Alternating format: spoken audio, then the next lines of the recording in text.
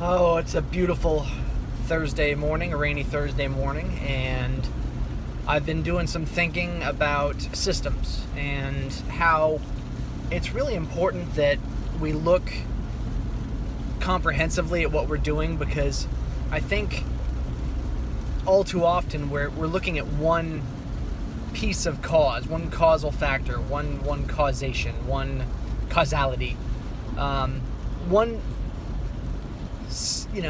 magic bullet that's going to change and then we're all going to be better. Maybe it's weight, maybe it's productivity, maybe it's attention deficit disorder has been something that I struggled with for a long time, and I go back and forth. Sometimes I'm able to keep it under control and really feel like I'm in a good place, and other times it's very difficult to be focused and to maintain that that drive for getting things done. I mean, it's so easy to just get overwhelmed by everything and not be able to focus on any one thing at a time, and it's hard to explain that to someone who doesn't really understand that.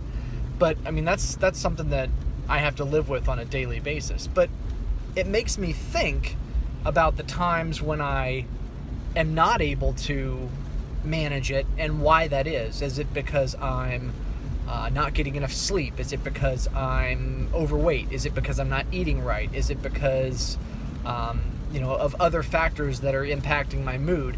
And I think that it's important whenever we're trying to look at creating a system that works for us.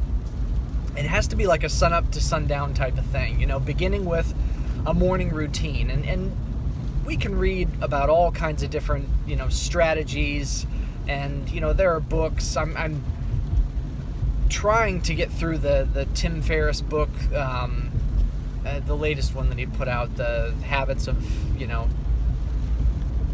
the most successful people that he's interviewed, and you got to take it all with a grain of salt, because that works for one person but it doesn't work for another. Like when I get up in the morning, I have had a routine in the past. I've tried to alter that routine. I've tried new routines, and some of those have had an impact, and it's really about trying to measure what has the most impact and trying to make that work for you. So again, it really begins with the beginning of the day and what you do and how you approach the entire day and how you take care of yourself and how you prioritize things, including your health and well-being.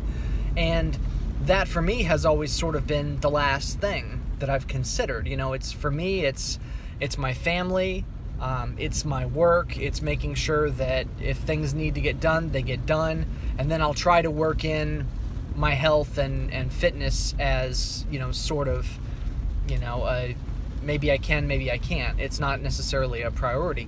Now, a number of years ago it was, because I was working on a triathlon training plan, and I was getting ready to do some races, and I've kind of lost that bug, and I think part of it for me is that I just don't really have any one thing that I'm training for, that I'm focusing on, so I have no motivation to train.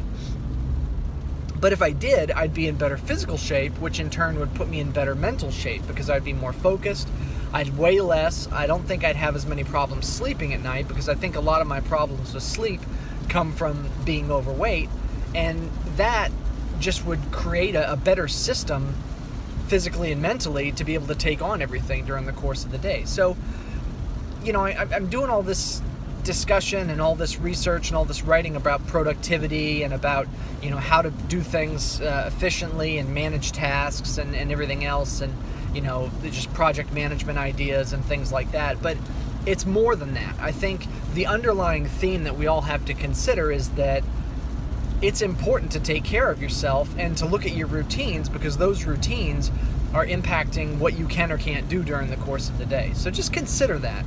As you're looking at what works and what doesn't work, look at your physical state. Look at where you prioritize taking care of yourself. Look at what you're eating. In just the same sense that I've read a lot of books on routines and productivity. I've read a lot of books on individuals who are vegan athletes and have had really high levels of success with that. So take it all under consideration, and don't be afraid to try new things, because ultimately we're all different, and what works for one person might not work for another.